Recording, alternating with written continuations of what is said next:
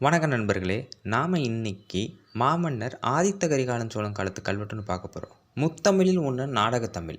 இந்த நாடகக்கலை கூத்து வடிவில் அதுவும் சோழர் கால ஆட்சியில கோவில்களில் நடத்தப்பெறுவதற்கு வேண்டிய கொடையை நல்கி நல்லாதரவு தந்து வளர்த்ததற்கு சான்றாக உள்ளவை கீழுள்ள கல்வெட்டுகள்.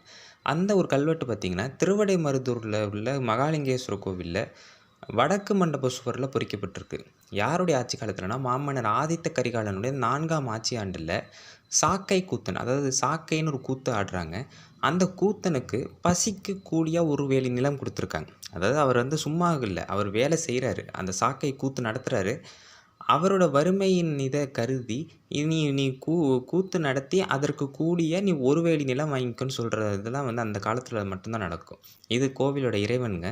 அடுத்து கல்வெட்டு என்னன்னா, ஸ்வஸ்தி ஸ்ரீ பாண்டியன் தலைக்கொண்ட கோப்பரகேசரி. இது ஆதித்த கரிகாலன் குறிக்குது. பன்மர்க்கி ஆண்டு 4வது, அதாவது 1068ங்கிறது தான் 968 அப்படி குறிக்குது. திருவிடைமருதில் ஸ்ரீ மூலஸ்தானத்தில் பெருமானடிகளுக்கு ஆரிய கூத்தாட ஸ்ரீ காரியம் ஆராய்கின்ற சிற்றிங்கன் உடையான் கோயில் மயிலை ஆன பராந்தக மூவேந்த வேளாரும். இதில் சிற்றிங்கன் அதில் பேர். திரைமூர் நாடுடையாரும் திருவிடைமருதில் நகரத்தாரும் தேவ கன்மிகளும் நாடக சாலையிலிருந்து கித்திமரைக்காடன். இந்த கித்திமரைக்காடன் தான் அந்த சாக்கை கூத்தாடுறவர். அதாவது ஆரிய கூத்தாட ஸ்ரீகாரியம் ஆராய்கின்ற. இதெல்லாம் யாருங்கிறத பின்னால் நான் சொல்கிறேன். கல்வெட்டை முதல்ல முடிச்சார். ஆன திருவெள்ளரை சாக்கைக்கு நிபந்தன் செய்து, அவர் திருவெள்ளரை ஊரை சேர்ந்தவர், செய்து கொடுக்க என்று ஏவலால் தேவதானம் விலங்குடி நிலத்தில் பறைச்சேரி 10 உள்பட நிலம் வேலியும் இவ்வாண்டின் எதிராம் ஆண்டு முதல் இந்நிலங்கொண்டு தைப்பூச திருநாளிலே ஒரு கூத்தாடுவதாகவும் திருத்தம் ஆடின பிற்றை நாள் தொடங்கி 3 கூத்தாடுவதாகவும் வைகாசி. இதில் நல்லா கவனிச்சிங்க வைங்களேன். இவங்க ஒவ்வொரு இதுக்கும் அந்த காலத்தில் என்னென்ன பூசையில் கூட நடத்தணுங்கிறத கூட கல்வெட்டில், தைப்பூசம்னா இந்த நாளில் ஆடணும், பிறைக்கு 3 நாள் கழித்து ஆடணும், இதெல்லாம் கொடுத்துருக்காங்கன்னா எவ்வளோ பெரிய விஷயம் பாருங்கள். அடுத்து திருவாதிரையின் பிற்றை நாள், திருவாதிரைக்கு அடுத்த ஒரு நாள் பிற்றை நாள் தொடங்கி 3 கூத்தாடுவதாகவும், ஆக இந்த கூத்து 7 அங்கமும் ஆடுவதாகவும், பண்டாரத்தை 16 கல நெல்லு கொற்று பெறுவதாகவும், இந்நெல்லும் விலை அடைப்படி நெல்லும் கொற்றும் இரட்டி அவ்வவ் வாட்டையாடுகவும், இப்பரிசு கித்திமரை காடனால் திருவள்ளரை சாக்கைக்கு சந்திராதி. அதாவது காலம் முழுக்க அவர் இந்த கோவில் இறைவனுக்கு இந்த சாக்கை கூத்து ஆடி அந்த நெல் களத்தை பரிசா, அதாவது ஒரு வேலி நிலத்தை வாங்கிக்கலாம் அப்படின்னு மாமன்னர் ஆதித்த கரிகாலனுடைய கல்வெட்டு இதில் குறிக்குது. இதில் வரக்கூடிய அந்த பண்டாரம், அப்புறம் பிற்றை நாள், இது மாதிரி வாசகங்கள்லாம் எனக்கு தெரிஞ்சு இந்த கல்வெட்டில் தான் நம்ம நல்லா பார்க்க முடியும். இந்த கல்வெட்டு ஒன்று இருக்குது. இன்னொரு காணொலியில் பராந்தக சோழன் காலத்து கல்வெட்டும் இருக்குது. உடுக்கை அடிப்போருக்கு அவர் நிலம் கொடுத்துருக்கார். சரி, இப்போ பொருள் பார்ப்போம். காரியம் ஆராய்கின்றன, கலந்து ஆலோசிக்கும், அப்படி கன்சல்டன்ட்னு சொல்லுவாங்க. சிற்றிங்கன்னா தணிக்கை. இப்போ தணிக்கை பண்ணுறாங்கள்ல, அந்த தணிக்கை செய்கிறவர் தான் சிற்றிங்கன்.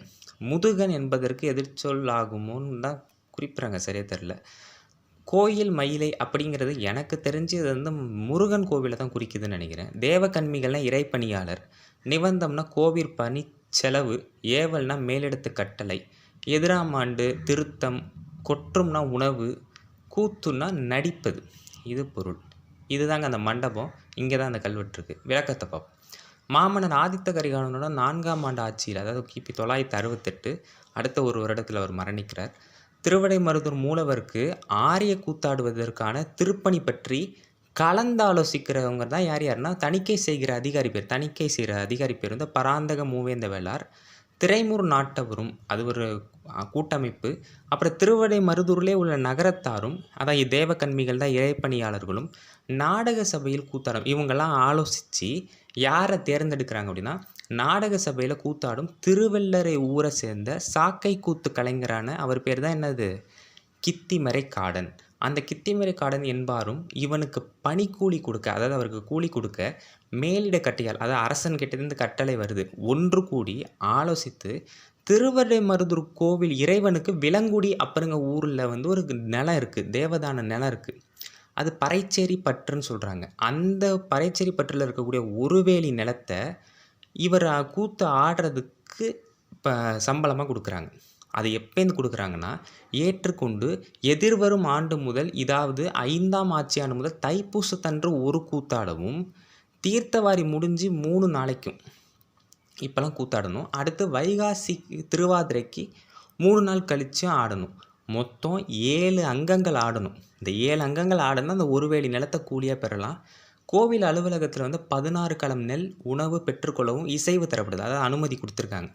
அடுத்தடுத்த ஆண்டுகளில் கூத்து நடத்த ஒவ்வொரு வருஷமும் கூத்து நடத்த 16 கள நெல்லும், விலை அடைப்படி நெல்லும், உணவும் இரட்டிப்பாக பெற்றுக்கொள்ளலாம். இப்ப 16 களம் நெல்லு ஒரு வருஷத்தில வாங்குறாருன்னா, அடுத்ததுல வந்து 32 கள நெல்லா வாங்கிக்கலாம். இந்த வெகுமதி பரிசு திருவள்ளரை சாக்கையருக்கு கித்திமறை காடனால் சந்திராதித்தவர் வரை தொடர்வதாக. அதாவது சூரியன், சந்திரன் இருக்கும் வரை, அவர் வாழும் காலம் வரை அது வந்து அவருக்கு அந்த வெகுமதி பரிசு குடுக்கப்படும். ஏன்னா, இறைவனுக்கு தானே அவர் தொண்டு செய்றாரு.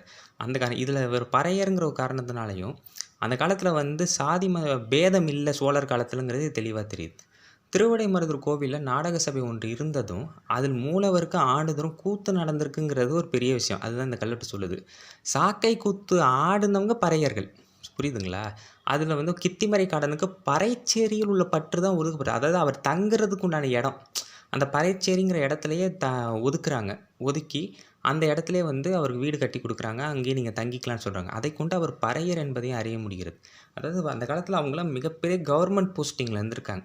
ஸோ, சோழர் காலம், பாண்டியர்கள் காலத்துலலாம் வந்து இந்த பிரிவினைங்கிறது இல்லாம இருந்திருக்கு. ஆனா, அது தெரியாம பல பேர் பேசிக்கிட்டு இருக்காங்க. பல இயக்கங்கள்லாம் பேசிக்கிட்டு இருக்கு. அத நான் மேற்கொண்டு பேச விரும்பல. ஆனா, இது மாமன்னர் ஆதித்த கரிகாலன் காலத்தில உள்ள கல்வெட்டு.